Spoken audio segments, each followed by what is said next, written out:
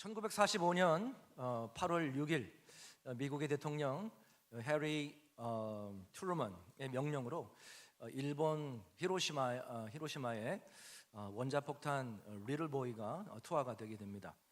그리고 3일 뒤인 8월 9일이죠. 8월 9일 또 다른 원자폭탄인 패트맨이 일본 나가사키에 투하되고 이것으로 세계 2차 대전이 종식이 됩니다.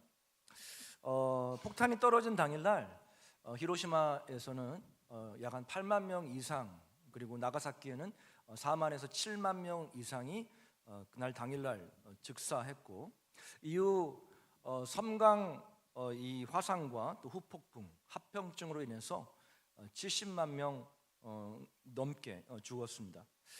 여러분, 여수 전체 인구가 30만이 안 되죠. 여수시 3개 정도의 인구가 사라진 것입니다. 미국은 그 이후에도 이 7기의 원자폭탄 추가 투하 계획을 세웠다고 합니다.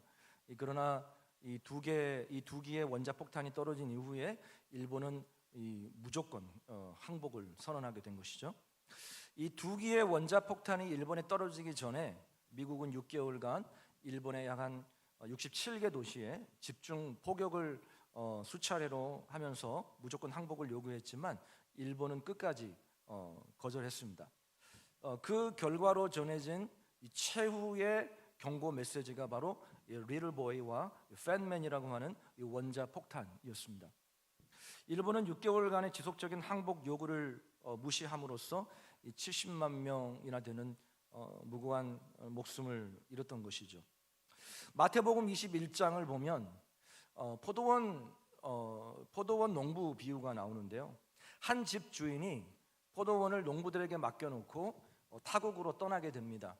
그리고 열매가 맺어질 쯤 되었을 때 열매를 얻기 위해서 이 종들을 집으로 보내게 됩니다. 그런데 농부들이 이 종을 환대한 것이 아니라 오히려 때리고, 그리고 그 주인의 말을 무시하고, 또 심지어 돌을 던지고 죽이기까지 합니다. 그래서 주인이 마지막으로 자기 사랑하는 아들을 보내게 되죠. 설마 자신의 아들은 무시하지 않겠지라고 생각하고 보낸 것입니다. 그런데 농부들이 주인의 아들마저 죽여버립니다. 하나님께서는 이스라엘 백성들에게 수많은 선지자들을 보내셨지만 이스라엘 백성들은 하나님의 말씀을 계속해서 무시하고 선지자들을 때리고 또 돌로 치고 죽이기까지 했습니다. 그래서 하나님께서 마지막으로 보낸 이 최후의 경고의 메시지가 바로 그의 아들 예수 그리스도이신 것입니다. 오늘 본문은 최후의 경고 메시지와도 같습니다. 회개하라, 천국이 가까이 왔느니라. 여러분, 세례 요한이 광야에서 이 외쳤던 말씀인데요, 마태복음 4장 17절에도 예수님께서도 이와 똑같은 메시지를 하셨습니다. 예수님께서 천국 복음을 전파하시면서 가장 먼저 선포하셨던 말씀이 바로 회개하라, 천국이 가까이 왔느니라 라는 말씀입니다. 여러분, 이 말씀은 단순히 죄를 뉘우치라는 말씀이 아닙니다. 여러분, 방향을 바꾸라는 거예요. 방향을 바꾸라. 많은 사람들이 회개하면 하나님 잘못했습니다, 눈물 흘리고 죄를 자백하는 것으로만 생각합니다. 물론 그것도 중요하죠. 우리가 죄를 자백하고 고백하는 건 너무너무 중요합니다. 그러나 성경이 말하는 회개는 거기서 끝나지 않습니다. 우리 오늘 본문 1절, 2절을 함께 보도록 하겠습니다. 우리 1절, 2절입니다. 시작. 그때 세례 요한이 이르러 유대 강에 전파하여 말하되 회개하라, 천국이 가까이 왔느니라 하였느니라. 여러분, 여기서 이 회개라는 단어가 헬라어로 메타노이아라는 단어를 쓰는데, 이 메타노니아라는 단어의 뜻이 뭐냐면 a change of direction, 이 방향을 바꾸는 것을 말합니다. 삶의 방향을 바꾸는 것. 그러니까 회개는 무엇이냐면 단순히 하나님 잘못했습니다라고 입으로 시인하는 것뿐만 아니라 우리의 삶의 방향을 완전히 바꾸는 것. 내가 잘못된 방향이 있었다면 이제 올바른 방향으로 그 디렉션, 그 방향을 바꾸는 것이 참된 회개인 것이죠. 여러분, 우리가 모르는 길을 운전해 갈 때 내비게이션을 보고 운전해 가죠. 때로는 근데 내비게이션을 보고 가도 잘못된 길을 들어설 때가 있습니다. 제가 한국에 와서 몇 년 전에 이제 여름 휴가로 부산을 간 적이 있습니다. 그런데 제가 뭐 강남에서도 운전을 해봤고 정말 복잡한 데서도 운전을 해봤는데 뭐 제 생각에는 한국에서 제일 운전하기 힘든 곳이 부산인 것 같아요. 이 내비게이션을 보고 가는데도 분명히 가는데도 길을 잃어버려요. 예. 한 번은 그 휴가 때 이제 저녁에 잠깐 어디 가려고 아내랑 같이 그 내비게이션을 보고 가는데 분명히 내비게이션을 보고 가는데 다른 길로 가고 있는 거예요. 그래서 5분이면 갈 거리를 1시간 넘게 걸렸습니다. 퇴근길이어 가지고 이게 꽉 막혀서 이게 오고 갈 수도 없는 거예요. 이게 고가도로를 타는 바람에 정말 애먹었던 적이 있습니다. 여러분, 우리가 길을 잘못 들어섰을 때 처음에는 잘 몰라요. 가다 보면은 내비게이션이 알려주죠. 뭐라고 이야기하냐면 경로를 이탈하였습니다. 경로를 재탐색합니다. 이렇게 경고 메시지가 나오죠. 여러분, 그럴 때는 어떻게 해야 됩니까? 방향을 바꿔야 되죠. 방향을 바꿔야 됩니다. 여러분, 방향이 틀리면 아무리 열심히 가도 내가 가고자 하는 그 목적지에 도달할 수가 없는 것이죠. 우리 신앙도 마찬가지입니다. 교회를 아무리 교회를 열심히 다니고 또 우리가 열심히 또 봉사도 할 수 있습니다. 겉으로 보기에는 신앙생활을 정말 잘하는 것처럼 보일 수 있습니다. 근데 중요한 질문이 있어요. 그것이 무엇이냐면 지금 나는 하나님을 향해 가고 있는가? 아니면 하나님과 점점 멀어지고 있는가? 여러분, 방향이 잘못되어 있으면 아무리 열심히 신앙생활해도 결국 하나님과 멀어질 수밖에 없는 것이죠. 그래서 우리가 그때 해야 되는 것이 무엇이냐면 방향을 바꾸는 것입니다. 방향을 바꾸는 거예요. 이것을 성경에서는 회개라고 이야기합니다. 자, 그러니까 세례 요한이 광야에서 외치는 것이 바로 이것입니다. 여러분, 삶의 방향을 바꾸시기를 바랍니다. 왜냐하면 천국이 가까이 왔기 때문입니다. 지금 세례 요한이 이것을 외치고 있는 거예요. 여러분, 여기서 천국은 우리가 죽어서 가는 천국을 의미하기보다는 하나님의 다스림, 하나님의 통치, 하나님의 주권을 의미하는 하나님의 나라를 의미하고 있습니다. 다시 말해 하나님의 나라가 가까이 왔다라는 의미인데, 이 천국이 가까이 왔다라는 그 헬라어 문장을 보게 되면 이 시제가 완료형으로 되어 있습니다. 무슨 말이냐면 회개하라, 천국이 가까이 왔다. 이 말은 예수 그리스도를 통해서 하나님의 나라가 이미 시작되었기 때문에 우리의 삶을 바꾸라는 거예요. 자, 여러분, 이해되셨을까요? 예수 그리스도를 통해서 하나님의 나라가 이미 이 땅에 도래했기 때문에 이전의 삶에서 방향을 바꾸라는 겁니다. 지금 세례 요한이 지금 이거를 이야기하고 있는 거예요. 여러분, 세례 요한은 마태복음에서뿐만 아니라 다른 복음서에서도 많은 분량을 차지하고 있을 정도로 성경에서 굉장히 중요한 인물입니다. 세례 요한은 그의 태생부터가 굉장히 특별했죠. 그의 아버지는 제사장 사가랴였고 그의 어머니는 엘리사벳이었습니다. 근데 그 둘이 아이를 가질 수가 없었어요. 불임이었습니다. 근데 하나님의 특별한 섭리로 이 엘리사벳이 임신하게 된 것이죠. 그래서 태어난 아이가 바로 세례 요한입니다. 여러분, 근데 엘리사벳이 세례 요한을 언제 잉태했냐면 마리아가 예수님을 잉태하기 6개월 전에 잉태합니다. 그러니까 엘리사벳이 마리아보다 6개월 먼저 임신한 거예요. 하나님께서는 세례 요한을 예수님보다 6개월 먼저 보내셔서 예수님의 길을 준비시킨 것입니다. 세례 요한은 아주 특별하게 태어났고 또 때가 되었을 때 그가 사역을 시작하게 되었는데, 세례 요한은 그 당시 종교 지도자들과 같이 사역하지 않았습니다. 완전히 다른 삶을 살았어요. 그 당시 종교 지도자들은 그 당시 유대교의 중심이었던 예루살렘에서 사역을 했는데, 세례 요한은 어디서 사역을 했냐면 광야에서 사역을 했습니다. 뿐만 아니라 그 당시 종교 지도자들은 이 부와 권력을 누리면서 살았는데, 세례 요한은 광야에서 굉장히 이 금욕주의적인 삶을 살았습니다. 오늘 본문 4절 한번 같이 보겠습니다. 오늘 본문 4절입니다. 시작. 이 요한은 낙타털 옷을 입고 허리에 가죽띠를 띠고 음식은 메뚜기와 석청이었더라. 여러분, 이 세례 요한의 모습을 보면 딱 나는 자연인이다에 나올 법한 인물입니다. 낙타털 옷을 입고 허리에 가죽띠를 띠고 음식을 뭘 먹었습니까? 메뚜기하고 석청을 먹고 살았습니다. 세례 요한은 부와 권력을 누리지 않고 광야에서 이 금욕적인 삶을 살았던 것이죠. 여러분, 그래서 그 당시 호의호식하던 종교 지도자들에게 진절머리가 났던 유대인들은 이 광야에서 외쳤던 이 세례 요한에게 굉장히 열광했습니다. 왜냐하면 그 당시 종교 지도자들과는 굉장히 달랐기 때문이죠. 그래서 오늘 본문을 보게 되면 수많은 사람들이 세례 요한 앞으로 왔어요. 자, 5절 6절입니다. 한번 같이 보겠습니다. 5절 6절 시작. 이때에 예루살렘과 온 유대와 요단강 사방에서 다 그에게 나와 자기들의 죄를 자복하고 요단강에서 그에게 세례를 받더니 예루살렘뿐만 아니라 온 유대와 요단강 사방에서 요한에게로 나왔습니다. 그리고 자신의 죄를 자복하고 그리고 요한에게 세례를 받은 것이죠. 그러니까 여러분, 그 당시 요한의 영향력이 얼마나 컸겠어요. 어제 BTS 공연이 있었는데 아마 BTS만큼 영향력이 컸을 것 같아요. 자, 그래서 오늘 본문을 보시면 종교 지도자들이 도대체 세례 요한이 어떤 사람이길래 사람들이 이렇게 열광하는가 이 궁금해서 세례 요한에게 찾아옵니다. 자, 여러분, 그런데 자신을 찾아온 이 종교 지도자들을 바라보았던 세례 요한이 굉장히 충격적인 말을 합니다. 7절에서 9절입니다. 자, 종교 지도자들을 향해서 이렇게 말을 해요. 같이 읽어보겠습니다. 시작.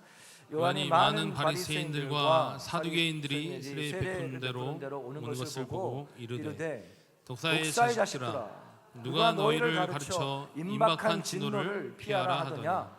그러므로 회개에 합당한 열매를 맺고 속으로 아브라함이 우리 조상이라고 생각하지 말라. 내가 너희에게 이르노니 하나님이 능히 이 돌들로도 아브라함의 자손이 되게 하시리라. 자, 세례 요한을 찾아온 종교 지도자들을 향하여 세례 요한이 뭐라고 이야기하냐면 이 독사의 자식들아 이렇게 얘기합니다. 굉장히 충격적인 말이죠. 예수님께서도 바리새인들과 서기관들을 향하여서 이 독사의 자식들아라는 표현을 쓰셨는데, 여러분, 이 독사의 자식들이라고 하는 것은 단순한 욕이 아닙니다.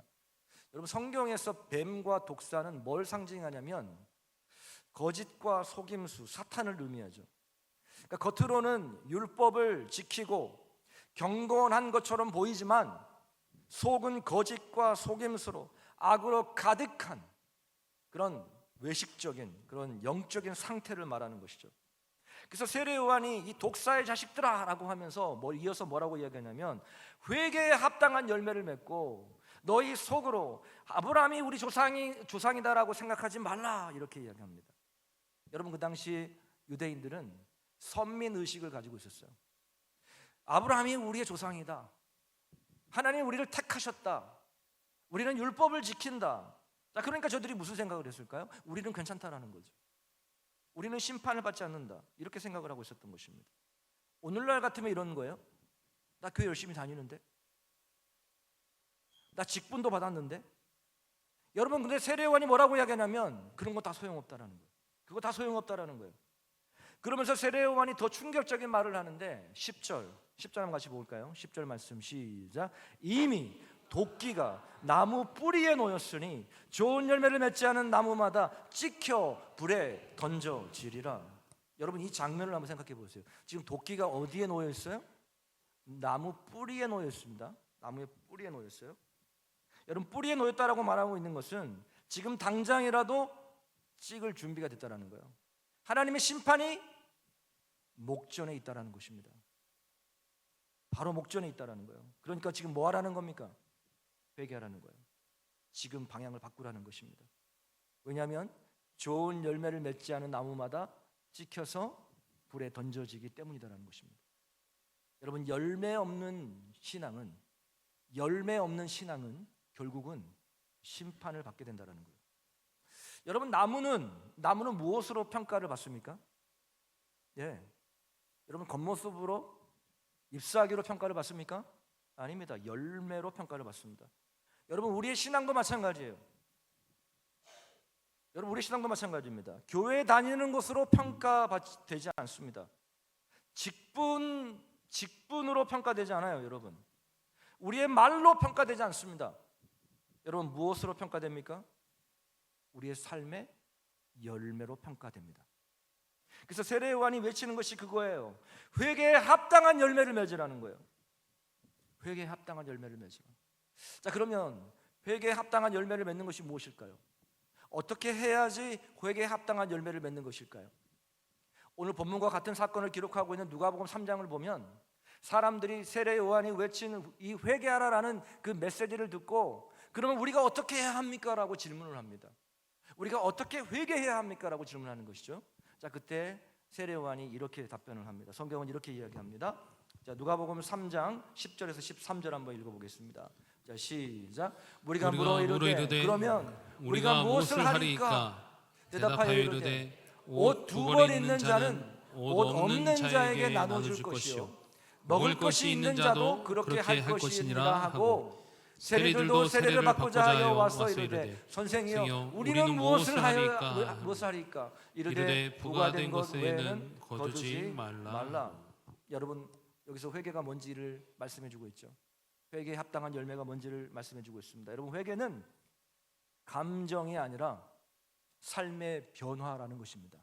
다시 한번 말씀드립니다. 회개는 감정이 아니라 삶의 변화이다. 여러분, 한번 생각해 보시기 바랍니다. 어떤 사람이 이렇게 말해요. 이렇게 회개합니다. 하나님, 제가 욕심 부린 거 회개합니다. 근데 여전히 욕심 부려요. 여러분, 이게 회개입니까? 회개입니까? 아니죠. 또 어떤 사람은 이렇게 회개합니다. 하나님, 제가 저 사람을 미워하는 것을 회개합니다. 그런데 여전히 그 사람을 미워합니다. 여러분, 이게 회개입니까? 여러분, 이게 회개예요? 아닙니다. 여러분, 진짜 회개는 삶의 방향이, 디렉션이 바뀌는 거예요. 그 결과로 반드시 뭐가 맺어요? 열매를 맺게 됩니다. 여러분, 예수님께서도 이와 같은 말씀하셨어요. 마태복음 7장 16절을 한번 보시면 우리 같이 읽어보겠습니다. 마태복음 7장 16절 시작. 그들의 열매로 그들을 알지니 가시나무에서 포도를 엉겅퀴에서 무화과를 따겠느냐? 여러분, 무엇으로 그 나무를 알죠? 열매로. 무엇으로요? 열매로. 여러분, 나무는 말을 하지 않죠. 나는 사과나무입니다, 나는 무화과나무입니다, 이렇게 나무가 말하지 않아요. 그러나 우리가 나무의 무엇을 보고 그 나무를 알죠? 열매를 보고 알 수 있는 거예요. 여러분, 사과가 열리면 그 나무는 무슨 나무지? 사과나무입니다. 무화과가 열리면 그 나무는 무슨 나무죠? 무화과나무예요. 나는 사과나무입니다, 나는 무화과나무입니다 말하지 않아도 그 맺은 열매를 보고 아, 사과나무구나, 아, 이 나무가 무화과나무구나, 그 열매를 보고 알 수 있다는 거죠. 우리의 신앙도 마찬가지입니다. 나는 믿음이 있습니다, 나는 믿음의 사람입니다, 나는 하나님을 사랑합니다. 무엇으로 알 수 있습니까? 뭘 보고 알 수 있어요? 말로 알 수 있습니까? 아닙니다. 그 사람의 삶의 열매를 보고 알 수 있는 거예요. 열매를 통해 알 수 있는 거예요. 여러분, 회개는 죄를 깨닫는 것에서 끝나지 않습니다. 삶의 방향을 바꾸는 것에서부터 시작이 되는 거예요. 삶의 방향을 바꾸는 것으로 나타나야 되는 거예요. 성경에서 회개에 합당한 열매를 맺는 것이 무엇인지를 분명하게 보여주는 인물이 있습니다. 누구냐면 바로 삭개오입니다. 여러분, 삭개오 아시죠? 여러분, 이 삭개오는 어떤 사람이었냐면 세리장이었습니다. 제가 설교 가운데 여러 번 세리에 대해서 말씀을 드렸는데, 세리들은 그 당시 로마 정부를 위해서 세금을 걷는 그런 사람들이었습니다. 그런데 로마 정부가 정한 그 액수보다 훨씬 더 많은 액수를 걷어가지고 자기들의 배를 채우는 사람들이 세리들이었어요. 삭개오는 세리장이었습니다. 그러니까 그 세리들 가운데서도, 그 지역의 세리들 가운데서도 우두머리였죠. 삭개오는 어떤 사람이었을까요? 돈이면 뭐든지 하는 사람이었습니다. 양심이고 뭐고 돈이면 뭐든지 하는 사람이었어요. 그 사람이 삭개오였어요. 자, 여러분, 그런데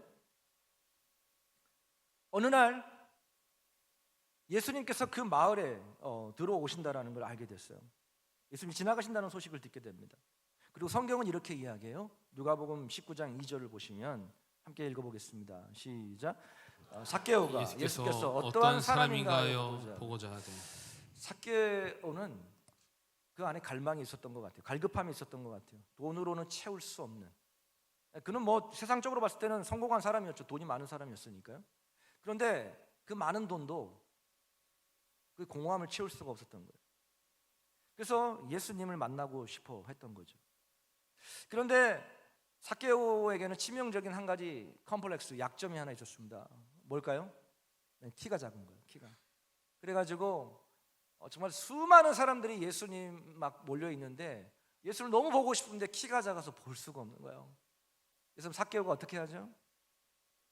나무 위로 올라갑니다. 옛날 성경에는 뽕나무로 올라갔다고 되어 있는데 돌무화과 나무. 그래서 돌무화과 나무로 올라갑니다. 여러분 세리장인데 말이죠. 세리장 그것도 최고의 자리에 앉아 있는 사람인데 여러분 그 삭개오가 그 나무 위로 올라가는 모습을 한번 상상해 보시기를 바랍니다. 여러분 체면이 있어 보입니까? 없어 보입니까? 체면이 없어 보이죠. 자존심을 내려놓는 거예요. 이미 그의 마음에 이 방향의 전환이 시작이 된 것입니다. 예수님을 너무 만나고 싶은 거예요. 자존심이고 필요 없는 거예요. 체면 따위 필요 없는 거예요. 부끄러움을 개의치 않는 것입니다. 여러분, 근데 놀라운 일이 일어나죠. 예수님께서 삭개오가 올라간 그 나무 아래 멈춰 섭니다. 그리고 삭개오를 바라보시면서 이렇게 이야기하죠. 삭개오야, 속히 내려오라. 내가 오늘 너희 집에 유하겠다. 내가 오늘 너희 집에 머물겠다라는 것이죠. 그날 예수님이 삭개오의 집에 들어가십니다. 그리고 그 만남 속에서 삭개오의 인생이 완전히 변화됩니다. 삭개오가 예수님을 만나고 이렇게 예수님께 고백합니다. 이러한 변화가 일어나요. 누가복음 19장 우리 8절 한번 같이 읽어보겠습니다. 누가복음 19장 8절 시작. 삭개오가 서서 주께 여짜오되 주여 보시옵소서 내 소유의 절반을 가난한 자들에게 주겠사오며 만일 누구의 것을 속여 빼앗은 일이 있으면 내 갑절이나 갚겠나이다. 자, 예수님을 만나고 난 다음에 그의 삶의 변화, 그의 방향을 바꿨는데 내 소유의 절반을 가난한 자들에게 나눠주겠고 만일 누구의 것을 속여 빼앗은 일이 있었을까요? 없었을까요? 당연히 있죠. 세리장이니까요. 근데 몇 배를 갚겠다고 말합니까? 4배를 갚겠다라고 얘기합니다. 여러분 이건 계산이 안 맞죠. 4배를 갚겠다. 절반을 주고 또 착복한 것이 있으면 4배를 갚겠다. 계산이 맞나요? 계산이 맞지 않습니다. 이게 손해보는 일이에요. 완전히 손해보는 일이죠. 여러분 그럼에도 불구하고 삭개오가 그렇게 한 이유가 뭐죠? 그의 인생에 뭐가 바뀌었죠? 주인이 바뀌었어요. 인생의 방향이 바뀐 거예요. 참된 회개가 일어난 것이죠. 삭개오는 예수님을 만나기 전에는 뭐가 그의 인생의 주인이었죠? 그의 인생의 돈이 그의 인생의 주인이었습니다. 그러나 그가 참된 회개를 하고 난 이후에 그의 인생의 주인이 돈에서 뭘로 바뀐 거죠? 예수 그리스도, 하나님이 그의 인생의 주인으로 바뀐 것입니다. 여러분 이것이 진정한 회개의 모습입니다. 회개에 합당한 열매의 모습인 거예요. 그냥 말로만 하나님 내가 잘못했습니다가 아니라 삶의 방향을 완전히 바꾸는 것이죠. 여러분 이것이 바로 회개에 합당한 열매입니다. 자, 그때 예수님께서 삭개오에게 뭐라고 말씀하셨냐면 누가복음 19장 9절에 이렇게 말씀하셨어요. 우리 같이 읽어보겠습니다. 시작. 예수께서 이르시되 오늘 구원이 이 집에 이르렀으니 이 사람도 아브라함의 자손이미로다. 할렐루야. 그의 삶에 회개가 일어났을 때 오늘 구원이 임했습니다. 이 사람도 아브라함의 자손이라는 거예요. 여러분 근데 예수님 만났다고 해서 다 변화된 건 아닙니다. 마가복음 10장을 보시면 한 부자 청년이 나오죠. 그가 영생에 대해서 너무너무 궁금증이 있어서 예수를 만났습니다. 그 영생에 대한 갈급함을 보시고 예수님께서 이 부자 청년을 불쌍히 여기시고 한 가지 요구를 하십니다. 네가 가지고 있는 재산을 다 팔아서 가난한 자들에게 나눠주고 그리고 와서 나를 따르라. 여러분 예수님이 요구하시는 것이 무엇이었냐면 그의 삶의 방향을 바꾸라는 거예요. 자, 그런데 그가 예수님을 만났음에도 불구하고 성경은 뭐라고 이야기하냐면 마가복음 10장 22절을 보세요. 우리 같이 읽어볼까요? 시작. 그 사람은 재물이 많은 고로 이 말씀으로 인하여 슬픈 기색을 띠고 근심하며 가니라. 예수님을 만났는데 그의 삶에 진정한 회개가 일어나지 않은 거예요. 예수님을 만났는데 그가 가지고 있던 물질이 여전히 그의 인생의 주인이었습니다. He doesn't want to change. 그의 인생의 방향을 바꾸고 싶지 않았던 거예요. 여러분 회개는 방향을 바꾸는 결단인 것입니다. 한번 따라해 보겠습니다. 회개는 방향을 바꾸는 결단입니다. 여러분, 근데 우리 안에 진정한 회개가 일어날 때 우리의 삶에 어떠한 일이 일어나냐면 회복이 일어납니다. 회개할 때 뭐가 일어나요? 회복이 일어납니다. 여러분 누가복음 15장을 보시면 그 유명한 탕자의 비유가 나오죠. 어떤 아버지에게 두 아들이 있었습니다. 근데 둘째 아들이 아버지의 재산을, 아버지가 아직도 살아계시는데 그 아버지의 재산을 미리 받아가지고 아버지를 떠나 멀리 도망쳤습니다.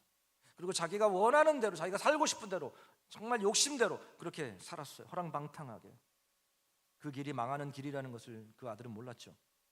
결국 아버지를 떠난 탕자는 그 인생이 완전히 망가집니다.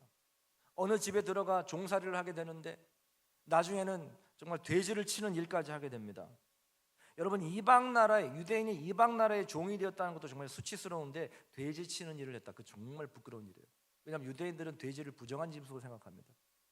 여러분, 그래서 그 탕자가 돼지 치는 일을 하면서 나중에는 배가 너무 고프니까 돼지가 먹는 그 사료인 쥐염 열매까지 먹게 됩니다. 무슨 말이냐면 이 탕자가 내려갈 만큼 내려간 거예요. 더 이상 내려갈 곳이 없고 완전히 인생의 밑바닥에 떴다라는 거예요. 탕자가 그 인생의 밑바닥에서 비로소 누구를 생각하게 되냐면 아버지를 생각하게 됩니다. 여러분, 누가복음 15장 17절을 한번 보세요. 누가복음 15장 17절 함께 읽어보겠습니다. 시작. 이에 스스로 돌이켜 이르되 내 아버지에게는 양식이 풍족한 품꾼이 얼마나 많은가. 나는 여기서 줄여 죽는구나. 우린 여기서 회개의 시작이 뭔지를 볼 수 있는데 이에 스스로 돌이켜. 어디서부터 돌이킨 거예요? 어디서부터 돌이킨 것입니까? 자신의 잘못으로부터 돌이킨 것이죠. 그리고 아버지께로 돌아갑니다. 진짜 회개가 일어난 것이죠. 여러분, 그가 아버지께로 돌아갔을 때 어떤 일이 일어났죠? 여러분, 그가 성공해서 돌아간 게 아니에요. 아버지께 그가 금이 환영한 게 아닙니다. 완전히 거짓골이 되었어. 그것도 신발도 못 신고 맨발로 돌아갔죠. 여러분, 그리고 돼지 우리 속에 있었으니 얼마나 그 꼴이 얼마나 더러웠겠습니까? 냄새는 또 얼마나 지독했을까요? 여러분, 그런데 그 아들이 돌아왔을 때 그 아버지가 어떻게 했죠? 그 아들의 목을 안고, 그렇죠? 그 아들에게 아무런 질문도 하지 않습니다. 너 뭐 하다가 그 거짓골이 됐냐? 그런 질문도 하지 않아요. 그 냄새나고 거짓골을 하고 왔는데 그냥 이 아들이 돌아온 것만으로도 아버지가 용서가 되는 거예요. 아들이 돌아온 것만으로도 여러분 회복이 된 것입니다. 그가 그 많은 돈을 어디에 썼는지 한마디도 물어보지 않습니다. 그리고 그에게 새 옷을 입히고 그리고 반지를 끼우고 신발을 신깁니다. 아들은 그냥 나를 종으로만 써줘도 참 감사하겠다 그러고 돌아갔는데 아버지는 아들로 다시 회복을 시켜주십니다. 사랑하는 성도 여러분, 하나님은 우리를 정죄하기 위하여 회개하라고 말씀하신 것이 아닙니다. 우리를 살리기 위해, 우리를 회복해 하기 위해 회개하라고 말씀하시는 거예요. 여러분, 지금 여러분의 방향이 잘못되어 있다면 지금 돌이키시기를 바랍니다. 지금 돌이키면 돼요. 여러분의 모습이 냄새가 나고 지금 아무리 거짓골을 하고 있다 할지라도 우리의 그 방향을 하나님께 돌리기만 하면, 우리가 하나님께 돌아가기만 하면 회복의 역사는 시작이 된 줄 믿으시기를 바랍니다. 여러분, 오늘 말씀을 들으면서 성령께서 여러분의 마음에 찔림을 주신다면 여러분 이제 방향을 바꾸십시오. 여러분, 우리가 방향을 바꾸어 하나님께로 나아갈 때 하나님의 나라가 우리의 삶 가운데 시작이 됩니다. 내가 그 죄의 길에서, 죄악된 길에서, 그 잘못된 길에서 돌이켜서 하나님께로 향할 때에 하나님의 통치하심이 시작이 되기 시작합니다. 여러분, 우리는 가만히 있으면 하나님께로 향하는 사람들이 아니에요. 우리는 가만히 있으면 죄악된 길로 가는 사람들입니다. 사탄이 우리를 가만히 내버려 두지 않아요. 우리를 계속 끌고 가요. 욕심으로 끌고 가고, 미혹에 끌려다니고, 유혹에 끌려다니고. 우리는 가만히 있으면 하나님께로 향하는 존재들이 아니라 죄악된 길에 서는 존재가 우리들이에요. 여러분, 그러므로 오늘 성령께서 우리의 모습을 밝히 보여주실 때에 우리의 삶의 방향을 하나님께로 돌리시기를 주님의 이름으로 축복합니다. 그래서 오늘 이 예배를 통해서 우리의 무너진 신앙이 회복이 되고 하나님과 멀어졌던 그 거리가 가까워지고 하나님과 잃어버렸던 그 첫사랑이 오늘 다시 회복되는 하나님의 나라가 여러분의 삶 가운데 임하는 그런 은혜가 있기를 주님의 이름으로 축복합니다. 우리 시간에 찬양하기 원합니다. 우리 멀리 멀리 갔더니 우리 함께 찬양합니다.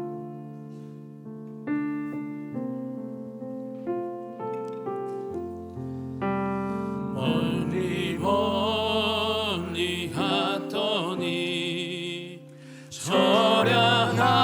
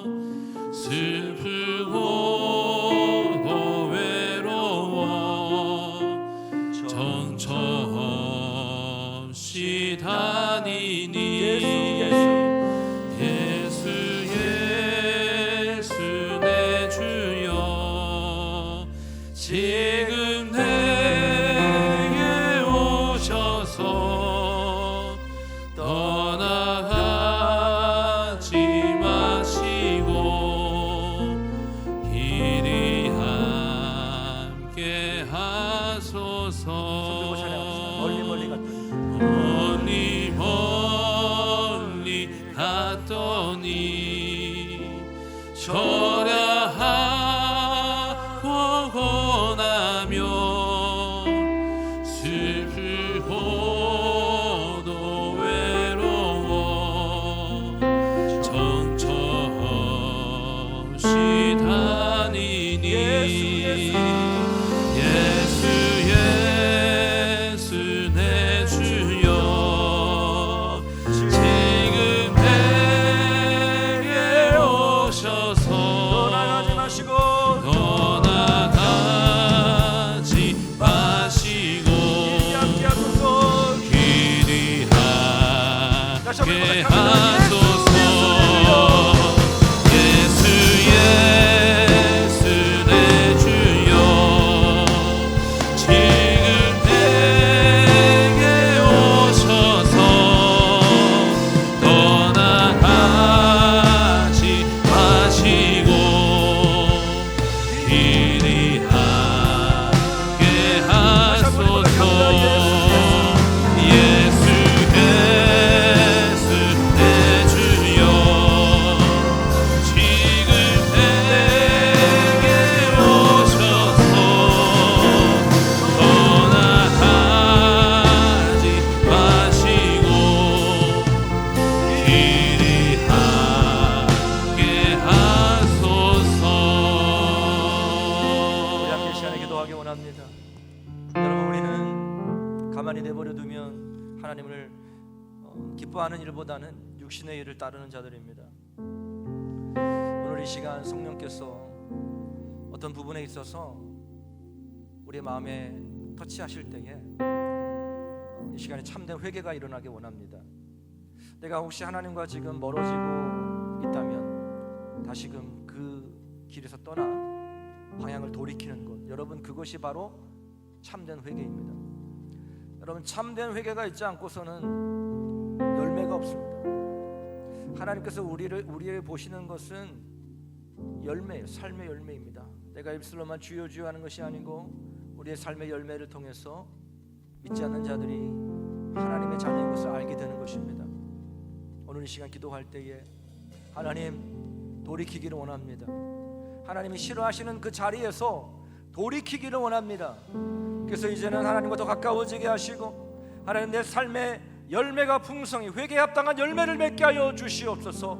우리 오늘 이 시간에 정말 방향을 돌이키는 결단을 하면서 이 시간에 하나님의 은혜를 구하며 주님의 이름을 한번 부르고 기도합니다. 주여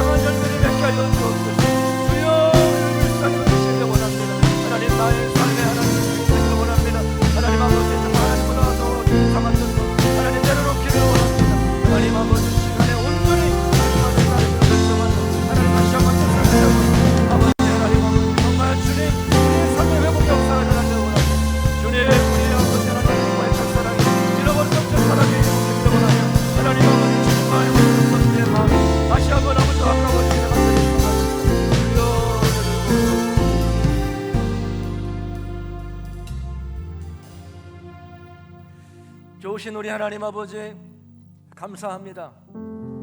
하나님, 우리가 주님의 길을 걸어간다고 하지만, 우리가 하나님의 뜻을 쫓아 산다고 하지만, 하나님, 우리가 연약하여서 정말 육신의 생각대로 하나님 육신의 욕심을 따라 살았음을 회개합니다. 주님, 이제 다시 하나님 우리의 삶의 방향을 바꾸기를 원합니다. 하나님이 싫어하시는 그 길에서 떠나, 하나님 그 죄악된 길에서 떠나 하나님께로 우리의 마음을 돌이키기를 원합니다. 하나님께로 향하기를 원합니다. 내가 주인 삼았던 것 내려놓게 하여 주시옵시고 더욱더 주님을 가까이 하는 우리 국동주일교회 모든 성도님들이 되게 하여 주시옵소서. 하나님, 그래서 우리의 삶에 회개에 합당한 열매를 맺음으로 말미암아 하나님, 우리를 통하여 하나님의 살아계심을 드러내게 하여 주옵소서. 우리를 보고 하나님의 살아계심이 증거되게 하여 주시옵소서. 하나님, 우리를 불쌍히 여겨 주옵소서. 하나님, 우리 연약합니다. 우리의 의지가 연약합니다. 성령 하나님, 우리의 생각과 마음을 주관하여 주셔서 하나님과 더욱더 가까워지게 하여 주시옵소서. 하나님, 오늘 이 시간도 귀한 예물을 주님 앞에 봉헌에 올려드립니다. 하나님의 것을 구별하여 10의 1조를 드립니다. 또 범사의 감사함으로 감사의 예물, 또 주의 나라의 확장을 위한 선교 예물, 또한 마음의 소원을 담아서 1,000번째 예물을 드립니다. 또 생일을 맞이하여 우리 황인영 청년, 우리 강춘희 집사님, 건축 예물 우리 서영심, 우리 이수호, 수빈, 수찬 어린이, 주님을 위한 열매 맺는 국동절교 되게 하여 주옵소서. 건축예물 우리 이은경 집사님 50만 원 드립니다. 건축예물 이선임 권사님 20만 원 드립니다. 또 우리 박정현, 우리 김수정 집사님, 우리 건축원금 500만 원 드립니다. 또 건축예물 우리 권찬양 목사님 드립니다. 하나님 아버지, 이 시간 우리의 마음을 주님께 드립니다. 또 우리의 물질을 드립니다. 우리의 시간을 드립니다. 주님 기뻐 받아 주시옵소서. 하나님, 늘 우리의 마음이 주님을 향하게 하시고 우리의 중심이 늘 주님을 향하게 하여 주옵소서. 그래서 세상의 유혹과 우리 안에 끊임없이 아버지 욕심이 불타오를 때에 하나님, 늘 우리의 시선이 주님을 향하게 도와주시고 하나님을 기뻐하는 순종의 길을 걸어가게 하여 주시옵소서. 특별히 하나님, 오늘 생일을 맞이해서 귀한 예물 드린 손길을 기억하여 주시고 하나님, 주의 아버지 하나님 영광을 위해서 살아가는 복된 인생 되게 하시고 하나님, 건강을 특별히 지켜주시며 정말 남은 생에 주님 축복의 통로가 되게 하여 주시옵소서. 하나님 아버지, 특별히 아버지 하나님, 우리 다음 세대와 또 하나님 아버지 태신자들을 위한 또 아름다운 그런 공간을 만들기 위하여 건축 예물을 드린 손길을 기억하여 주시고 하나님, 정말 아름다운 공간이 만들어지게 하시며 하나님, 부족함이 없도록 주님께서 채워 주시옵소서. 모든 영광을 주께 올려드리오며 살아서 역사하신 우리 구주 예수님의 이름 받들어 감사하며 축복하며 기도 올리옵나이다. 아멘, 아멘.